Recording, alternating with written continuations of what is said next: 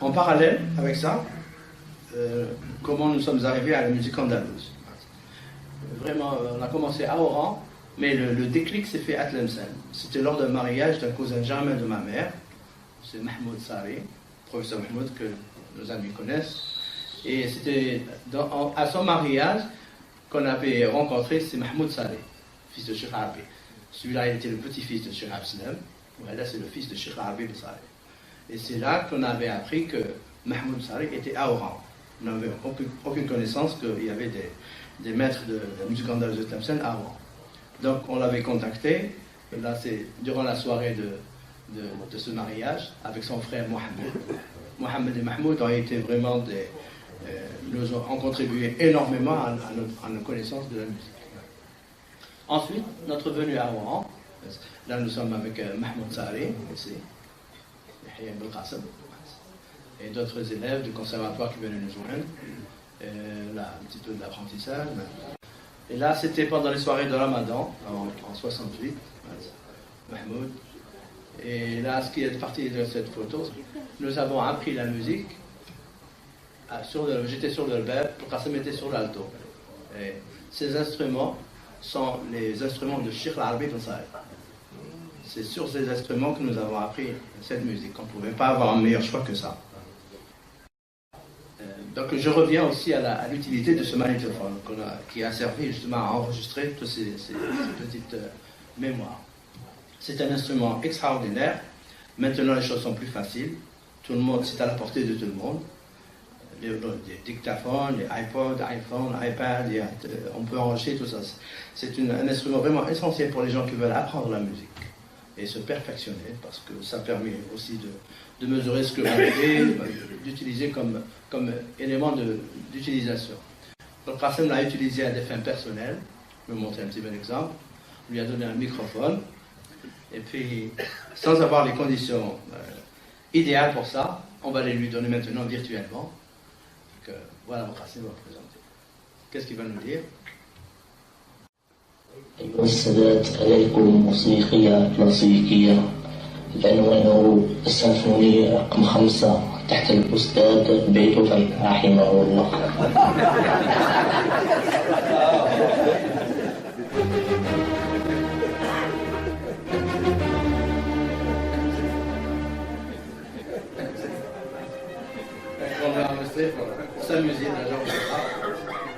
Et ensuite, ces enregistrements audio, prenez du sérieux, surtout avec ces Mohamed Ben Saleh, qui venait souvent chez nous à Oran, et il nous a enregistré beaucoup de choses. On va écouter quelques exemples, et il nous donnait des explications de ce qu'il jouait par exemple.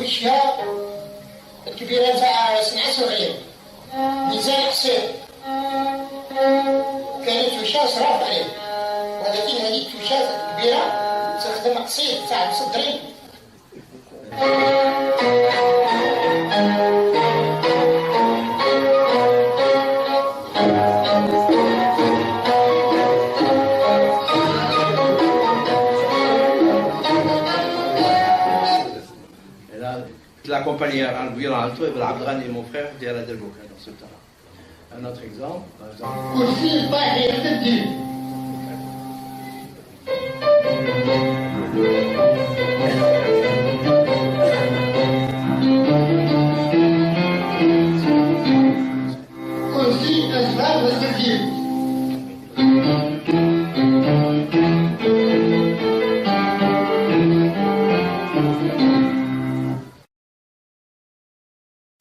Et en plus, il nous a enseigné beaucoup de choses sur le mizan.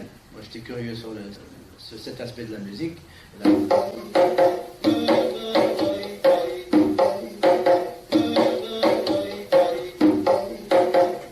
C'est ce qu'on appelle mizan inqlab Sufyan. Les gens l'appellent mizan Sufyan. Le vrai nom, c'est mizan inqlab Sufyan. Et c'est exactement le même mizan que mizan Aïb à Constantine. C'est exactement la même chose. Mizan à 7 cartons. Et là, il donne les explications.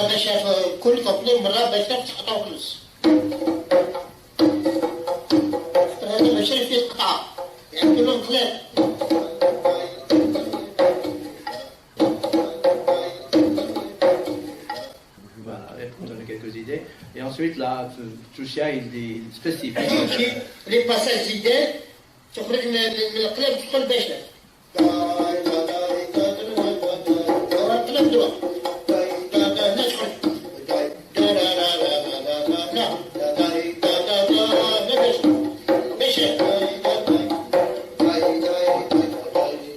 Là, ça vous donne une idée un petit peu de genre que ce qui nous a enseigné. Nous le remercions jusqu'à présent. Il a été fabuleux. Voilà un petit peu l'ambiance dans laquelle nous avons baigné. Vers la fin de l'année 68, on jouait avec Mahmoud Saleh, on a appris beaucoup de choses avec lui.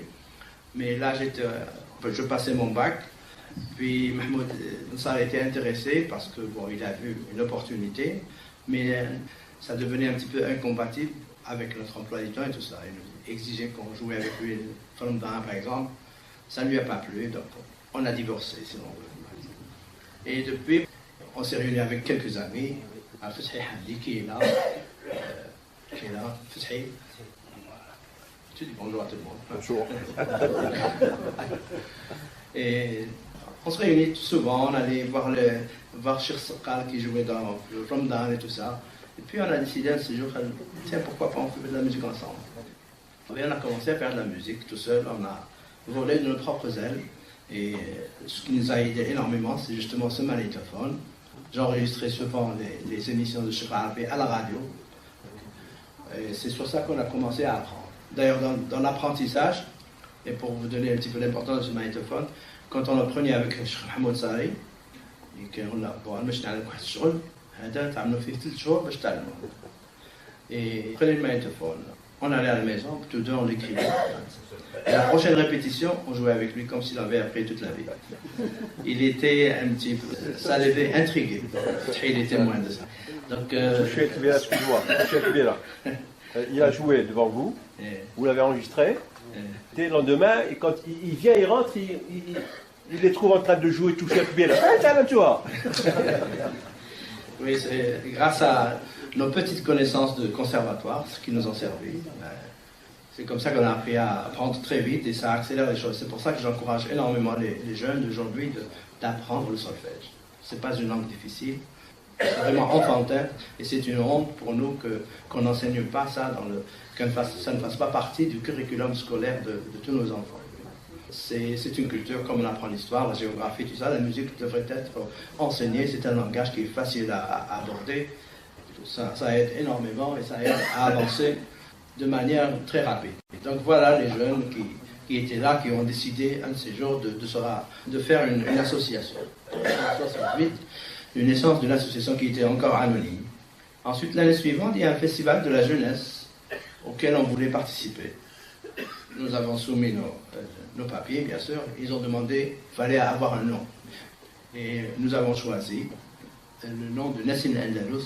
C'était inspiré justement d'un morceau que j'ai appris grâce à moi-même de Mahmoud Saleh, que j'aimais beaucoup, c'est Nassim Al-Tifah.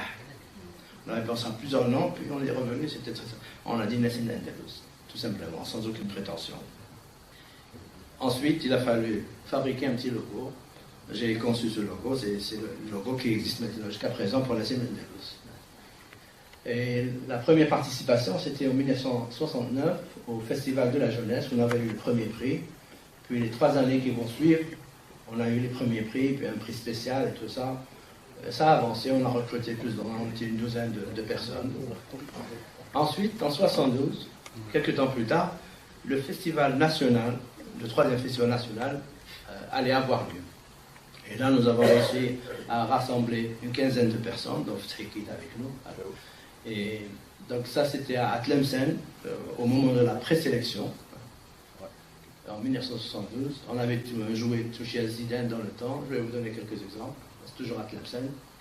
Et ensuite, c'était le départ pour Alger, pour aller se confronter avec les professionnels et essayer un petit peu, sans aucune prétention aussi, de faire quelque chose et voir les résultats.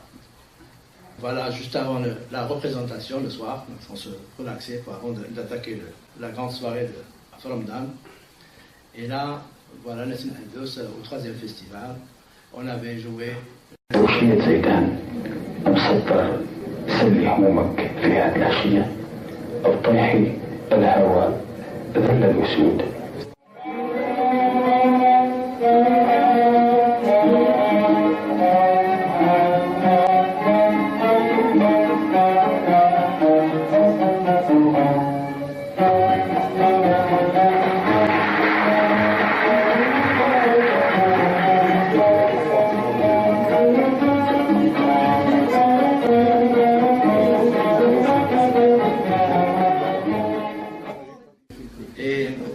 On avait avec nous l'excellent qui est notre ami d'enfance, c'est Amin Msli, Amin Ali Chaouch, pardon, qui est avec nous, il est président de la cour de Sidi Abbas. Tu dis hello.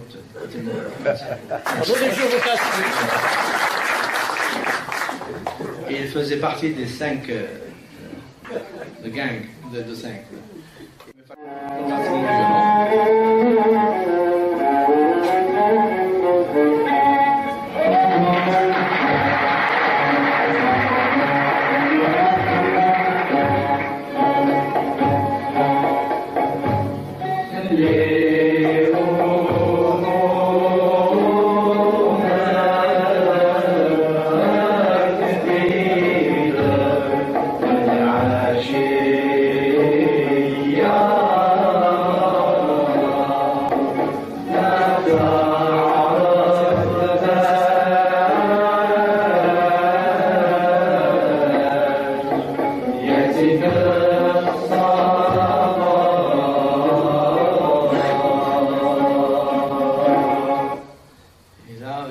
Là, j'ai chanté un solo Mtaïhi Zidane.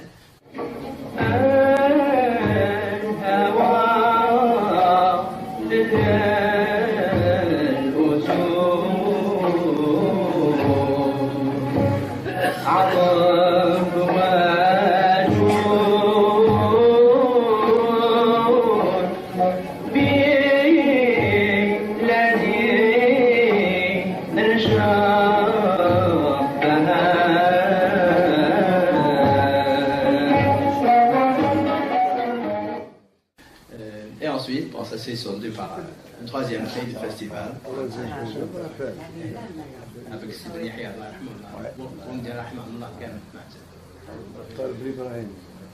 Khalid Ibrahim.